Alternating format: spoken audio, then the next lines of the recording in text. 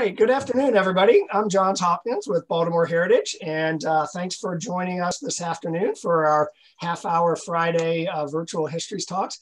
I think we've done 20, this is our 24th talk so far this year. If you are a calendar aficionado, you might be able to see we've missed one, maybe two Fridays, but we try to be pretty consistent. And so if you're joining us for the second or the third or the 24th time, and a special thanks.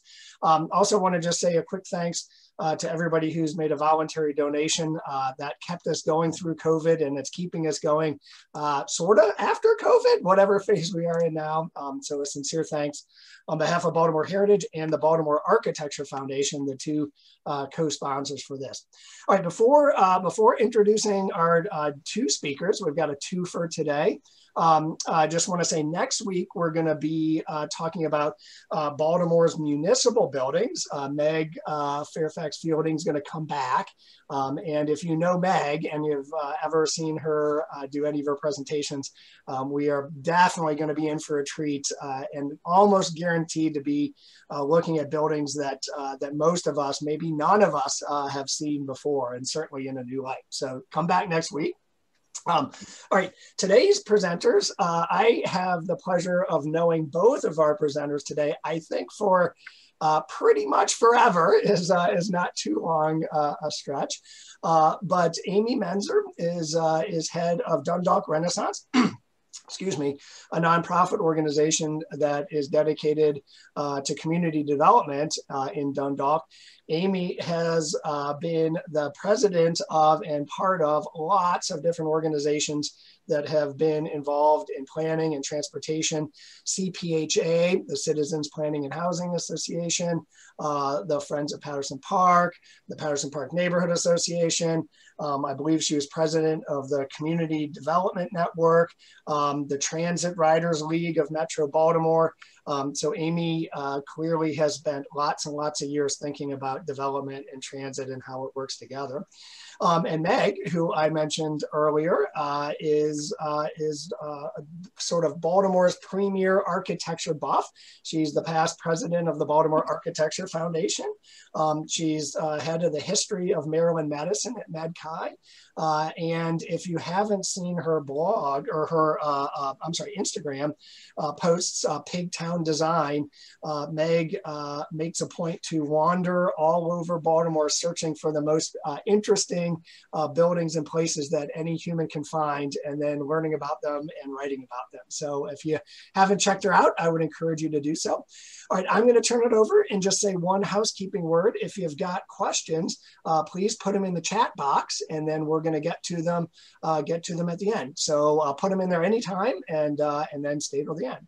All right, with that, I am going to turn it over to you, Amy, and you, Meg. Thanks so much. Thank you, John. Go ahead and share your screen and whatever. Yep. Oh, you've already done that. Okay, thanks. I'm working on it.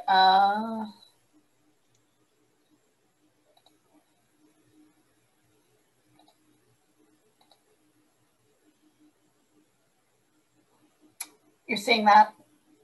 Yep. All right, awesome. Thank you, John. Thank you, Meg. And I'm also here representing the Friends of Maryland's Olmsted Parks and Landscapes, where I've been added to their board and happy to be part of that.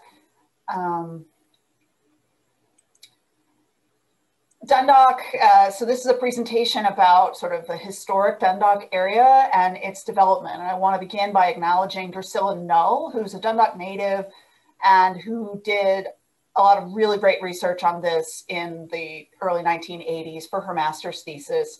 At the same time, prepared the application for the Dundalk National Register Historic District that was designated in 1983. So that is really the bulk of what I'm relying on as far as source material. And this map is the current historic district, which straddles the city-county line. So the impetus for the development of historic Dundalk really was, Bethlehem Steel decides to buy the Sparrows Point Steel Mill in 1916, making them one of the largest steel mills in the world. And this map is really showing in the lower right corner is the steel mill. There were train tracks going across Bear Creek as you're looking toward the upper left. And then Dundalk is basically halfway in between Baltimore City and Highlandtown and Sparrows Point. So, part of what they were looking to do was, they've got an expanding workforce. According to Null's research, 8,000 I'm sorry, that shouldn't say 2017, it should say 1917, including 5,000 commuting from the city. They had been, it had been a really classic company town in Sparrows Point where they owned the housing, they controlled their tenants' power and water and sold them goods at the company store. But it was also really crowded. Everybody was living right next to the steel mill. Quality of life was pretty bad. It also constrained the steel mill in terms of any expansion possibility. And so they both wanted to bring more of their workforce closer to the mill and at the same time offer a better quality of life for their workers. So they purchased 1,000 acres in what was the Dundalk area, so named based on a freight station that had been in place for since the late 1880s that was called Dundalk because it was the McShane Foundry was near that station stop, and he named it after his homeland in Ireland. And, a big advantage for people was also that commuting-wise, the streetcar was half as much coming from Dundalk to Sparrows Point. So the Dundalk Company is formed in 1917. Edward Bouton was named the manager of the company. He was also the manager of the Roland Park Company, and he had briefly managed Forest Hills Gardens, both of which were projects where Olmsted worked. And Bouton hires Grosvenor Atterbury, who had been the chief architect at Forest Hills Gardens. And he worked with Charles Wellford Leavitt, who had worked with Charles Schwab, with the steel company on a private estate. They created this initial street layout for this part of Dundalk, which is a broader area than we're going to be talking about today. But these are just a couple of pictures of some of the other neighborhoods that are, this is a neighborhood immediately adjacent to the historic commercial center, kind of on the other side of the commercial center. So just to give you a sense that the housing stock in the area is broader than what we're going to be talking about. So 6-9 months after the steel mill begins embarking on this sort of new sort of company town, the US enters World War I, and at the same time, they enter housing production for the very first time, federal government. And in 1918, the US Emergency Fleet Corporation initiates several projects across the country, including 2 in Maryland, and both of those projects were in Dundalk, which I think reflects how important the steel company was seen at the time. One in St. Helena, which is sort of across the tracks, across the streetcar tracks from the project we're going to be talking about today called Dundalk. The St. Helena project followed a more sort of typical grid street plan and is mostly on the city side, but it itself straddles the city-county line as it stands today. And then, as we'll talk about, the Dundalk project had a different configuration. And I've been asked repeatedly to talk about how, we want to hear about how Olmsted developed Dundalk. And when I first started at Dundalk Renaissance, the story that I was told was that, Frederick Law Olmsted designed Dundalk. And that's not actually true, but it took some time for me to get clarity on that. There is one way in which there is a direct connection where Edward Bouton hired a grader to do the grading for this Dundalk Emergency Fleet Corporation project we're talking about. But everything else, it's more like 1 degree of separation. But I think what it shows is at this time with landscape architecture and city planning, there was a tremendous amount of interplay between folks in the field, and you have multiple people working on projects together. Bouton and Palmer are working together in Roland Park. Palmer and Bouton then work on Dundalk. Atterbury and Wellford Leavitt are working on Dundalk. Atterbury had been the chief architect at Forest Hills Gardens, where he'd also worked with Bouton and Olmsted on both of those projects. There's just a lot of overlap going on. So now at this point, we call it an Olmsted-inspired design. And to be honest, on some level, I'd rather just, since all of these folks were kind of designing and developing, I don't want to do a disservice to all the other people that were involved in designing by saying it's Olmsted-inspired. But since people have an awe and a respect for the role of Olmsted, both Olmsted Sr. and Jr., some ways in which I would call the historic Dundalk area Olmsted-inspired are, the access to public space, which was huge for both Senior and Junior as a feature, and just that you can get to both civic functions, parks, things are walkable. There is a range of housing types that reflect, different needs in terms of affordability, but also create different building forms that make things a little bit more interesting visually. The materials are constrained by restrictive covenants. And then, another aspect is that there are wider primary streets and narrower secondary streets, the curves, using that grader to help create hills and that will create scenic vistas. So, there's similarities with Roland Park. Obviously, there's overlap in terms of Bouton and Palmer being involved in both of those projects. So there's both this sort of superficial, stylistically, this looks pretty similar. Also, I think both having walkable town centers, having restrictive covenants to regulate the aesthetics and materials used. And I'll come back to that later on. So take it away, Meg. Tell us more about Edward Palmer. So Edward Palmer was the primary architect for Roland Park during its first years from 1907 to 1917. And he designed a lot of the different houses in Roland Park, including his own, which was modeled on a Swiss chalet.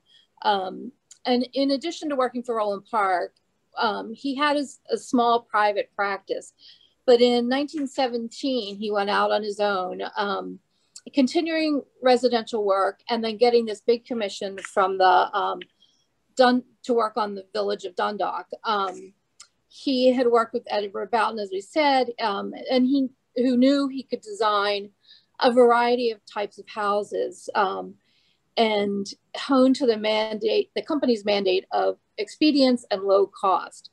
You usually hear about Palmer and Lambden, but Lambden didn't join the firm until 1920. So in 1917, Palmer was asked to create a village out of 1,000 acres of farmland. And the land, as Amy said, had been purchased. At the peak, around the time of World War I, there were about 2,500 company towns housing 3% of the United States population. So companies understood that their employees didn't want to live in cramped quarters, so they wanted to keep them happy. There was a garden city movement in England. Green space was valued. Attention was given to architectural details, which was Palmer specialty. As you can see in the picture on the left, the house is kind of interesting. It has a jerkin head roof, which is sort of a combination of a gabled roof and a hipped roof. And you can see, Amy, can you point it at, it sort of cuts off at the top, and it's sort of distinctly. You can see my cursor. Yeah. Okay.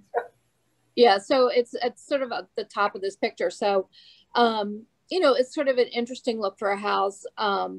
The houses in Dundalk all sort of had steeply pitched roofs, this jerkin head roof line, shed and flared roof shapes, and stucco interiors. And they all, you know, they were similar but not the same, but they had features that really made them look of a part.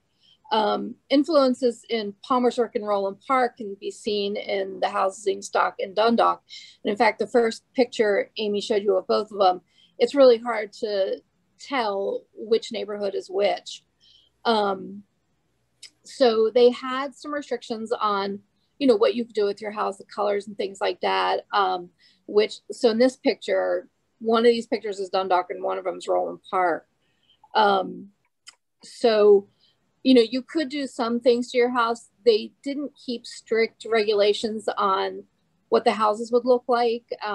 They sort of went by the wayside. So in Dundalk, there have been a lot of modifications and things like that on the houses. The company town concept was also carried out in Wawaset in Wilmington, Delaware, where the DuPont company hired Palmer to create a similar village for the company's executives and scientists.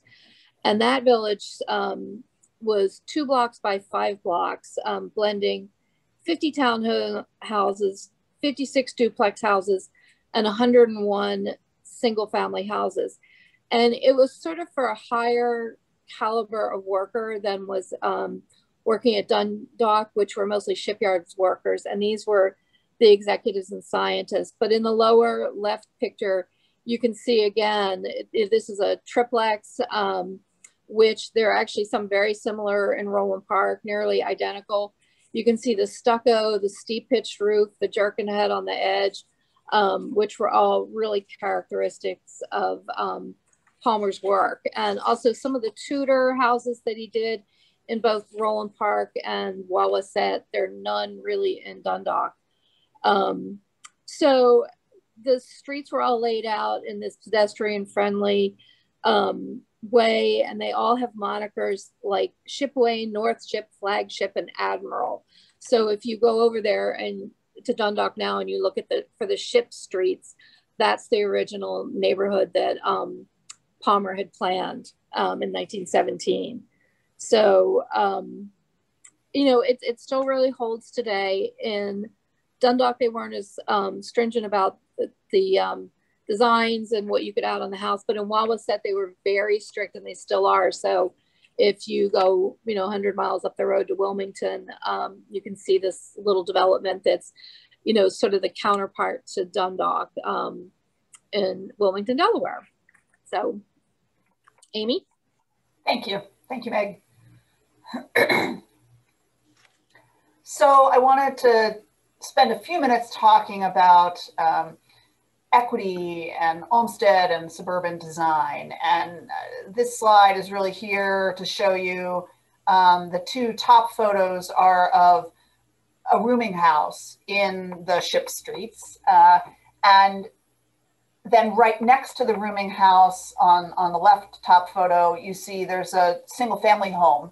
And so on the one hand, the lower photo is of some apartments that were built before World War II that are still meeting needs in the community at this time. And then I'm also just pointing to the heavy use of streetcars earlier in the century. And I so wish they were still here when I was alive. But the point of this is to talk about that there was a fair bit of economic integration even within the ship's streets. And, you know, these apartments are immediately adjacent to a park that is then immediately adjacent to the town center. And that was, you know, and it's all very walkable. It's at a neighborhood scale. And so that's something that, you know, I think is a democratizing element that Olmsted brought to projects, particularly a project oriented toward workers.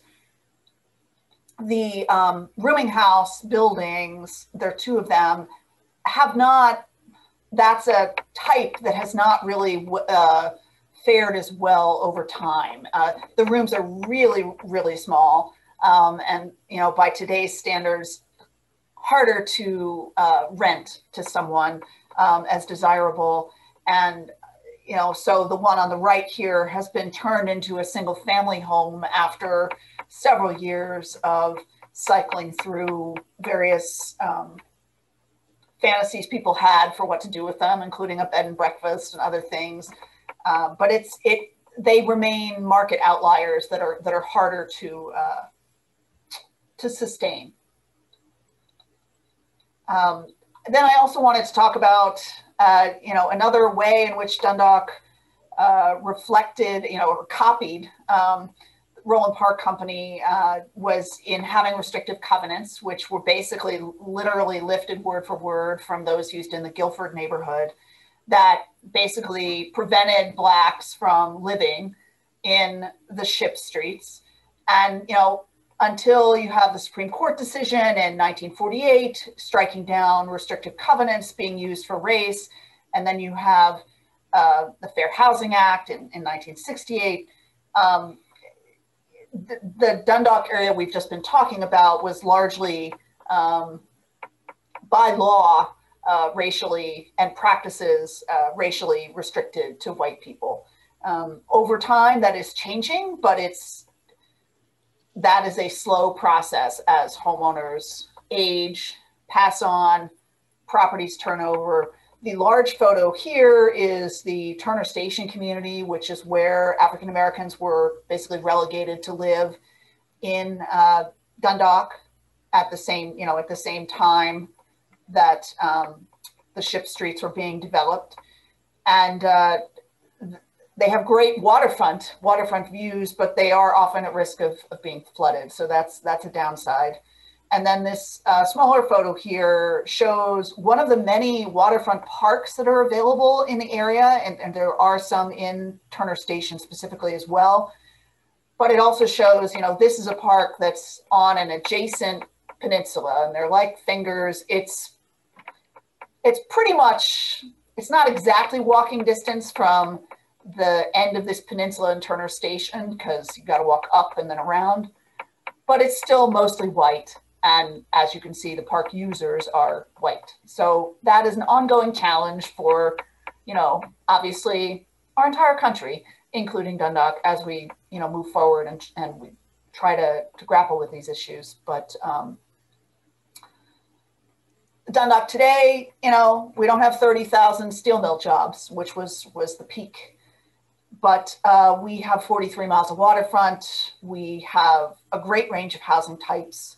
And, you know, with Trade Point Atlantic coming to Sparrows Point, you know, they are bringing, you know, so far about 10,000 jobs. They don't pay as well as the steel mill, but they are moving the community in new directions, including, you know, growing hydroponic greens and assembling windmills. So we're excited about that. And, you know, looking ahead to a more diverse future. The historic district area, for lower income people, and by this I mean even middle income people who are buying the houses in the ships, maintaining them is more of a challenge. And in some cases, I will say that, you know, trying to use historic tax credits on a smaller home, when the first thing happens when you walk in, you know, it's not a big, capacious living space like in, you know, Bolton Hill or Butcher's Hill. These are small rooms, 900 to 1,200 square feet total for the house. And convincing people to use historic tax credits is hard. So you want to blow out the wall between the kitchen and the dining room. You just do to create that, you know, open space.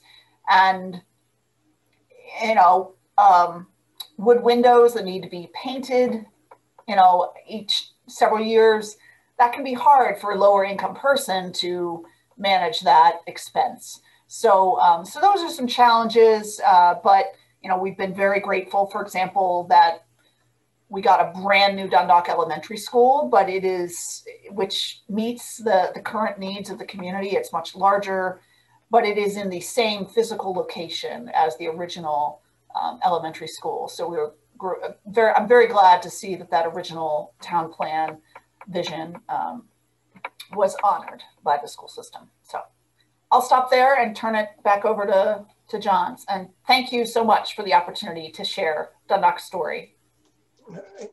Thank you. All right, thank you, Amy. Thank you, Meg. We have got a couple questions in both the question and answer box and the chat box. And if you have them, stick them in either one. We'll toggle back and forth. One question is, if the Helena project was designed as bachelor housing, does that mean that it was in the multiple bachelors shared one house? Or do they all eat at a common dining room and kitchens in those structures? And what happened since then? So I confess I do not know as much about the St. Helena development, but there was a separate sort of communal kitchen building originally. And Palmer actually designed those houses too, and they were designed to be convertible homes so that they did not have kitchens originally, but the idea was that after the war, they could be added. So, you know, I suspect there were multiple people living in each house, but they're fairly small houses. And I will say that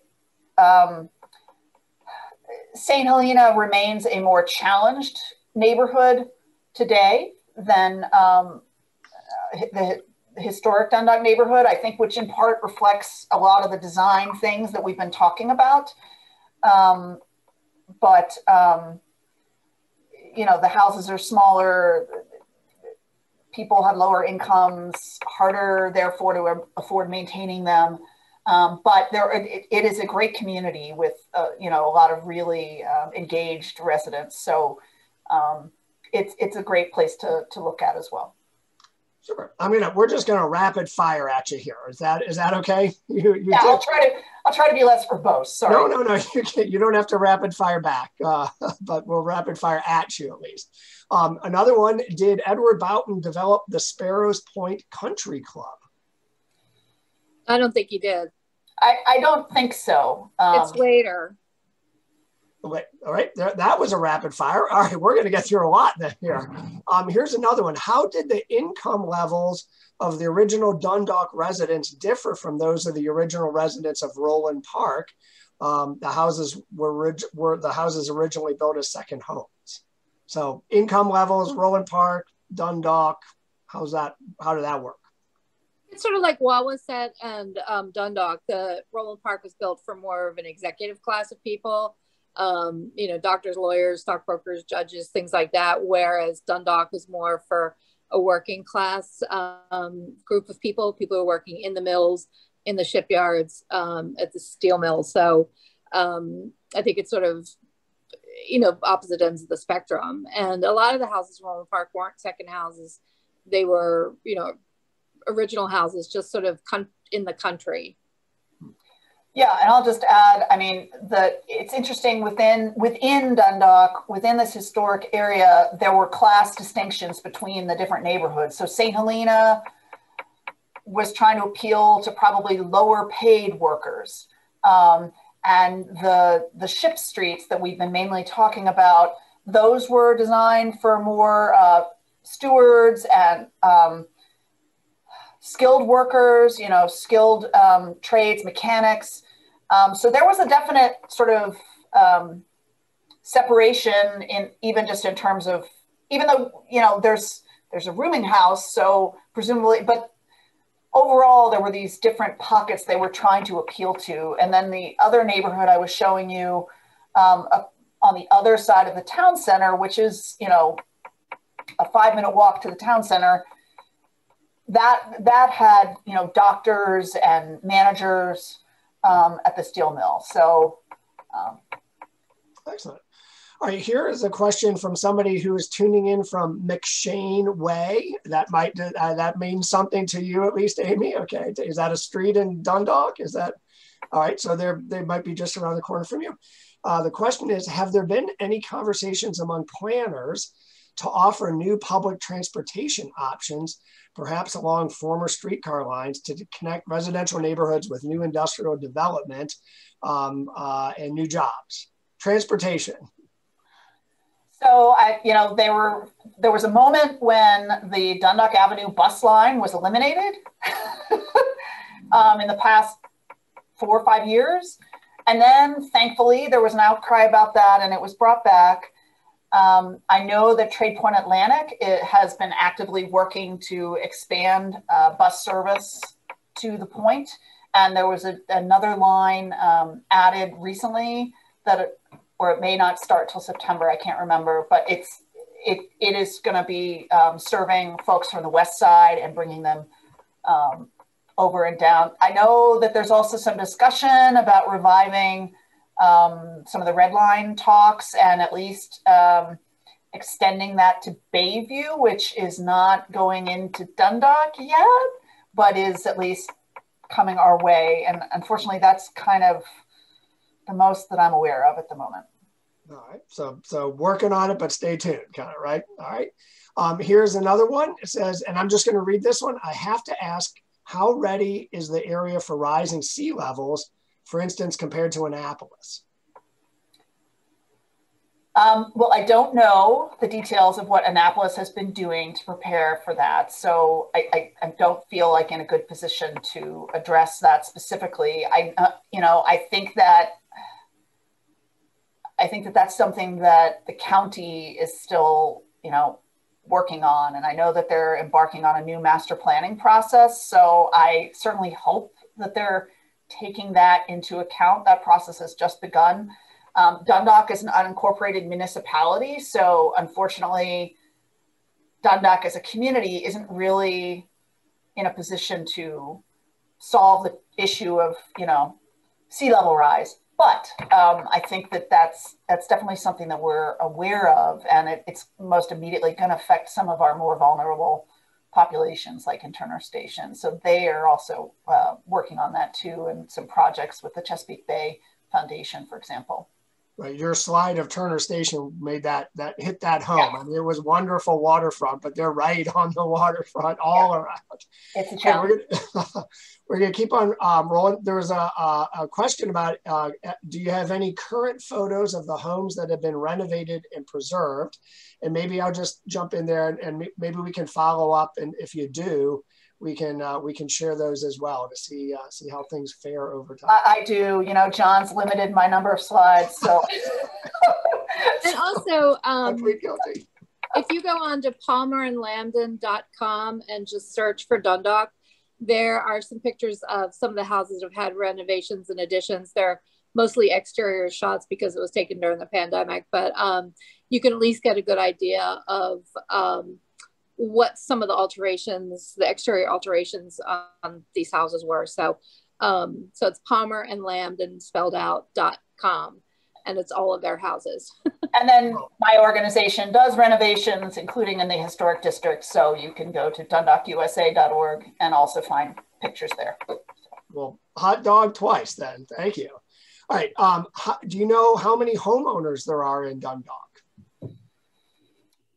Well, there are about 24,000 households and in the greater Dundalk area. And the homeownership rate has been, historically was really, really high. And it's been diminishing over time, but I think it's still like 70% or something. It's still pretty high, but it's been going down. So, and it really varies based on neighborhood, varies based on, yeah. We won't ask you to do the math of 70% of 24,000. Everybody can get your own calculator out to do that. All right, another one. Roland Park initially was not open to Jews or Catholics. Was Dundalk also restrictive by religion? I suspect it was. I haven't quite found I don't recall anything. I may just be forgetting, but I don't recall anything in the covenant documents, in the deeds, that addressed that specifically, but I'm guessing it was. There were Methodist churches, Lutheran churches, and Catholic churches in the historic area where land was allocated by the Dundalk Company for that. So perhaps a little bit more flexible than Roland Park, but not much. Okay. A question about, do you know the average cost of a home? The median sale price of a home in Dundalk is about $160,000 now, I think.